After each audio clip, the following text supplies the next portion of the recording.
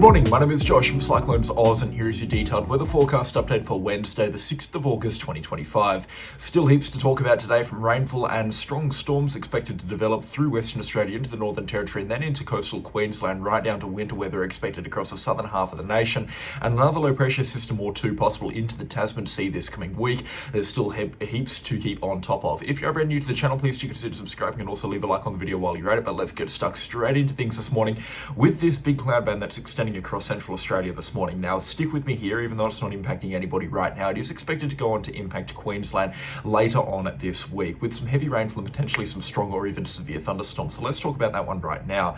It is producing a little bit of rainfall, especially around Giles this morning and across the Northern Territory, West Australia border, and I can imagine a few showers are also extending right up towards Telfer into the central Pilbara region of Western Australia, but the radar doesn't reach out that far. And we've also probably got some showers moving into the southwestern corner of the Northern Territory and into the northwestern corner of South Australia as well, right down to probably Minturpee or even Coober Pedy this morning, a few showers moving into those regions. Now, this is a pretty thick and pretty defined cloud band with heaps of moisture feeding in from the Indian Ocean that's expected to traverse across interior Australia throughout the remainder of today into tomorrow morning. A few showers are expected to pipe up throughout the remainder of today into the Alice Springs area, and we'll likely see these showers really begin to fire up later tonight, to be honest, and into early tomorrow morning. You can see just a few light drops of rainfall expected. Tomorrow we could be seeing up to 5 millimeters around the Alice Springs area, but the worst of the rainfall will be further south of Alice Springs, down around Ayers Rock, to be honest. We'll likely be seeing falls between 5 to 10 millimeters. Not that much, but still some decent rainfall accumulations even out there for this time of year. That's some good stuff. Rainfall will then dry out a little bit as it moves across into central Australia, so this little pocket of the Northern Territory into the northeast corner of South Australia will remain dry, and so will the Channel Country through Queensland. Not looking at too much in the way of rainfall there through Thursday afternoon and evening, just a few light drops of showers moving through, and then through Friday the rainfall will then begin to build into the southwestern corner of Queensland, into central parts of Queensland, moving across to the Queensland coastline. This is where Queensland does become important for the forecast aspect of this update. We're going to be talking about some good rainfall accumulations here, not only just in central Queensland but also across into towards eastern Queensland, and the best rainfall accumulations most likely around Rockhampton, Gladstone and Agnes Water could approach 50 or even up towards 75 millimeters through the first couple of hours this weekend. Looking at some good rainfall accumulations firing up from Friday morning onwards, the chance of thunderstorms is going to be there around the southwestern and the south central parts of Queensland, in particular south of Winton through Longreach down to Charleville and Addervale. That's going to be the best chance to see some good thunderstorms through Friday morning into early Friday afternoon before these showers and storms really begin to converge into one spot into the central parts of Queensland through Friday evening, and the chance of storms does then diminish a little bit. I'm not expecting severe thunderstorms, and to be honest, I'm only expecting 1 or 2 rumbles of thunder, most likely around the Longreach area or just north. There's just not going to be enough energy in the environment. I did decide a forecast yesterday that there was going to be severe thunderstorms spread out through Queensland. I don't think that's going to happen. I think the chance of that is really low now through Friday. Saturday is going to be a bit of a different story. We will likely see some proper thunderstorms develop along the Queensland coastline as this moisture here that's moving through central Australia right now then gets across towards the Queensland coastline, which will happen Friday night into early Saturday morning.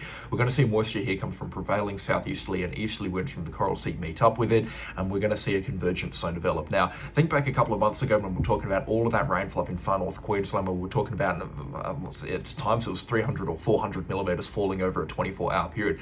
That was convergence zone rainfall. So it gives you an idea of how heavy some of the rainfall can get when we see two aspects of the weather forecast combine into each other and converge into each other into what is known as a convergence zone.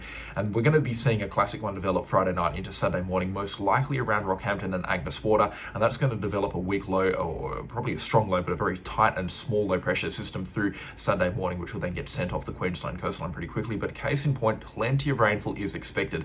It'll only persist for a brief period of time, with showers and thunderstorms expected to develop slowly through Friday morning into Friday afternoon, really begin to escalate through Friday night and into early Saturday morning. And then, like I said, for these people in the Wide Bay area and then down towards Rockhampton, Gladstone, Agnes Water, Bundaberg, and even right down towards Hervey Bay and onto the northern parts of the Sunshine Coast, with moisture coming in from the east and or converging with moisture coming in from the west, we're going to see a prime setup for some pretty heavy rainfall and some strong thunderstorms to develop in this part of Queensland. And when I say some strong thunderstorms, we're going to be talking about heavy rainfall, isolated damaging winds, and potentially the threat of some small to medium-sized hailstones as well further inland.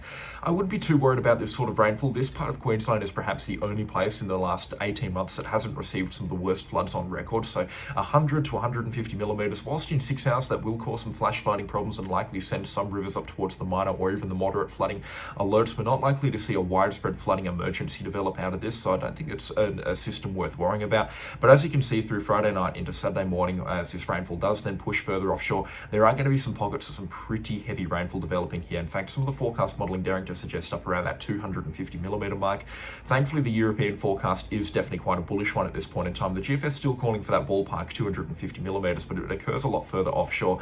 But as you can see, as we're going through these major forecast models here, the icon is this one, and then the axis is this one here, which generally the axis is the most bullish, but not in this case here.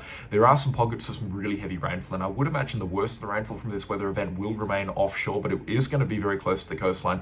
And I'd say right now, if you do live between Rockhampton down to Hervey Bay, it's probably time to start considering the fact that there could be up to 200 millimetres coming through Friday night into Saturday morning. 200 millimetres is kind of that cusp of problematic rainfall for this part of Queensland. When we see more than 200 millimetres falling in a 12-hour period, it is going to begin to cause some pretty significant flooding problems. So we're going to hope for the best at this point in time and hope that this rainfall does remain far enough offshore as to where it's not going to cause all sorts of concerns for Queensland. It's way too early in the tropical northern wet season to be talking about rainfall of this capacity here. We need to wait a couple more months before this stuff starts really becoming a concern on the forecast. So it's interesting that it is happening so early, but yeah, we could have some good rainfall on the forecast. More widespread falls between 50 to 100 millimetres can be expected, and then further inland out towards Dingo, Emerald, Claremont, Jericho, and even out towards Muttaburra and Longreach through Friday and into early Saturday morning, falls between 10 to 25 millimetres, with slightly high falls closer to the coastline, potentially up towards 75 millimetres a possibility, and falls up to 75 millimetres are also forecast through the Sunshine Coast, with a bit of a hit and miss type of rainfall expected to move through there. If you do get the showers and the rainfall coming through, we'll likely see closer to that 75 millimetre mark, but if you miss out, which you're more likely to do further south down around Bribie Island and then even down towards what's the place here, Caboolture, I was about to call it Caloundra, that's a little bit further north. Caboolture just outside of Brisbane falls up around that 25 millimetre mark is probably going to be the more norm in those areas. Soggy southeast Queensland, Brisbane and the Gold Coast not expecting anything too much in the way of rainfall, just a few showers moving through there. 10 millimetres looks to be expected there through Friday and into early Saturday morning before this rainfall gets pushed further offshore, and showers are expected across the New South Wales coastline pretty much from today into the next couple of days. We're expecting falls, especially through tomorrow morning, to approach 25 to 50 millimetres. Nothing to really be concerned about there. But yeah, we're going to keep a very close eye on this weather forecast here. Like I said, the severe thunderstorm chances are there, but just considering the convective available potential energy right now, whilst it will be there on Saturday morning, and heavy rainfall is definitely the main threat on Saturday morning, we're not looking at a widespread severe thunderstorm outbreak, so I don't think that there is any concern to be caused as a result of that. But yeah, definitely a weather event that we're going to be watching quite closely. You can see it here steaming in from the west, and it's just going to be about 48 hours now until this becomes problematic rainfall for parts of Queensland.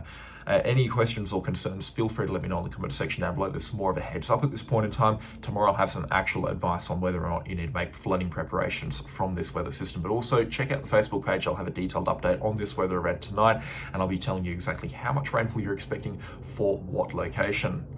In terms of other interesting stuff happening across southeastern Australia, we did have a good cold front blow through last night into the southeast of the nation. 71 km/h winds this morning at Mount Cyclone Island. It also got quite windy up at Gaffs Hill in central Tassie, blowing up to about 80 km/h overnight. Winds have since dropped off there, and some strong winds still moving into the Bass Strait right now. There's a bit of a second cold front moving through, or a bit of a second frontal system moving through the central parts of Tasmania. So I record this video. By the time this video is out, we should have this all swept through Tassie, and the showers behind this weather system here will be beginning to pick up for the west coast and into the southwest wilderness. This is the last day, for a few days at least, of showery stuff moving through. There is plenty of snow also expected throughout the remainder of this morning into early this afternoon across the higher elevations of Tasmania. We could be seeing falls up to around 25 millimetres today, with snowfall accumulations up to 20 centimetres today, and that snow line is going to drop throughout this morning and into early this afternoon down to about 400 metres into the southern half of the state. So it is going to get really low. Take extra care on the roads. There will be ice, there will be snow, and get yourself off the roads as well if you can do so. Rainfall is also expected to make it up in towards Victoria. A few showers still expected to move through there in the remainder of this morning, which could turn to snowfall above 1,300 metres in Victoria. Showers are not expected to make it into New South Wales in any significant capacity, and a few drops around the border is expected, but that's all. A few showers also persisting across the South Australian coastline as well. And then a big high pressure ridge begins to build across southeastern Australia. We can see it here beginning to fill into the eastern half of the Bass Strait, the Great Australian Bight, through Thursday evening and into Friday morning, and then building over Tasmania through Friday and into Saturday, getting itself situated over Tasmania Saturday morning with a pressure of 1,039 millibars. Definitely one of the stronger high pressure systems we've seen so far this winter season, and this means it is going to get cold. And when I say cold, I mean it is going to get very, very cold across southeastern Australia and parts of Tasmania as well, especially into the higher elevations. You can see temperatures on Saturday morning down well below -5 degrees through the higher elevations of New South Wales. It'll also get a lot colder than that as well, than what the forecast is suggesting right now, just considering that this isn't the highest resolution forecast model out there, and the highest resolution ones don't currently go out that far. Temperatures will begin to warm a little bit on Sunday as this high pressure system moves out into the southern part of the Tasman Sea. It'll still be very cold through Tassie, but some winds coming around from the east, which will drag in a little bit more heat for New South Wales, will keep things a little bit more milder for New South Wales and Tasmania. But both Friday and Saturday morning is expected to be very cold. Widespread frost is expected across both Victoria and New South Wales, also into parts of South Australia and Tasmania, so rug up and stay warm. Temperatures will be a little bit better on Monday. It looks like they'll still be quite cold across parts of New South Wales, and frosts are still anticipated, but again, they are going to be a little bit better than what we're expecting on Thursday, Friday and Saturday for Tasmania, New South Wales and Victoria. It is going to get quite cold, and you can see that is quite a strong high pressure ridge that is going to build in the wake of this weather system here, slowly getting its act together now over Western Australia, and that's what's led to some pretty cool temperatures this morning through parts of WA and South Australia. Those temperatures are coming for you, New South Wales, Victoria and Tasmania, so rug up, stay warm and crank that fire throughout the course of later this week and into early this weekend. Well, it's finally stopped raining into the southwest of Western Australia. Very good news that is. I'm planning on washing my car today, which means rain will be imminent. Washing your car in the southwest of Western Australia is basically doing a rain dance. We do have some showers still here and there across the south coastal regions, but they are very few and far between. Then the next rainfall is, as I mentioned in the start of the video, up around Giles into the northwest of the state, or the north central parts of the state. No, hang on, the central east of the state. Couldn't have gotten more wrong there with the location. Showers and rainfall are expected to return again on Friday for the southwest Capes at least, and then through Friday evening we might see a weak cold front approach the Perth metro area. A few millimetres is possible, and some stronger wind gusts can be expected through Friday afternoon and into Friday evening, but again, nothing too serious. It looks like it's going to coincide with peak hour traffic, which is just great news. It means that the freeways and Perth metro area just as a whole are going to be a car park for your Friday afternoon and evening, so get off work early if you can. There is going to be a little bit of rainfall around, which will make those driving conditions a little bit more perilous. And then rainfall returning again Saturday afternoon and evening from a pretty good rain band that we're expecting to develop, feeding off some moisture coming in from the northwest Indian Ocean. We'll likely see some good rainfall accumulations around the Perth metro area and just into the southwest in general, bypassing the southwest Capes, to be honest, through Saturday afternoon and evening. Falls could be as high as 50 millimetres coming through Saturday night into early Sunday morning as another cold front sweeps up early on Sunday morning and drags in a few showers and storms behind it through Sunday morning, but it looks like conditions are going to then ease off through Sunday night and into early Monday morning, a return to the high pressure, and then it looks like the next cold front comes through on about the 14th of August. We might swing back to a negative southern annular mode as well in towards mid-August. That's at least what the forecast modelling is suggesting right now, which will mean a return to some stronger weather systems coming through. And I think we will see that brief swing towards a negative southern annular mode approach this weekend, which is what's going to give way to a rather wet weekend across the southwest of Western Australia. Widespread falls between 25 to 50 millimetres expected around the coast, and isolated falls up to 75 millimetres once again possible into the hills and around some of the wetter locations into the south coastal region, and falls between 10 to 25 millimetres also possible around the Wheatbelt region of southwest and Western Australia. A couple of days of dry weather followed by another cold front coming through on Wednesday and Thursday, the 13th and 14th of August respectively, and it looks like it might dry out a little bit after that, and then another cold front coming through into the later parts of August for the southwest of Western Australia. Certainly some interesting stuff, typical for what we would see at this time of the year, and as you can see, rainfall accumulations typical for what we would be expecting at this time of the year. 14-day rainfall accumulations, especially with what's coming through Saturday afternoon and evening, actually looking really healthy across southwest and Western Australia through the lower west.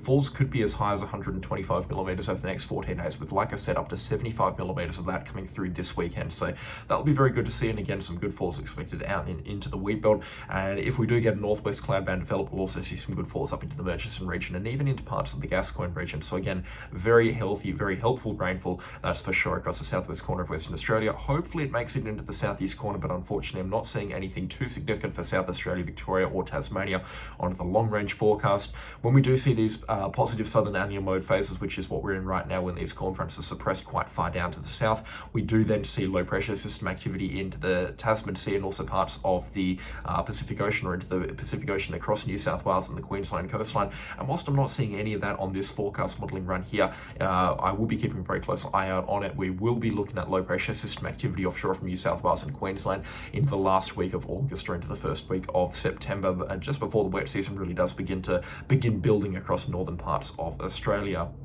That's going to do it though for today's forecast update. There's not an awful lot more to be talking about. I could go on for hours about the general weather forecast across central Australia as well in terms of temperatures, because they are going to begin to warm up, but I will leave it on this note at least for today.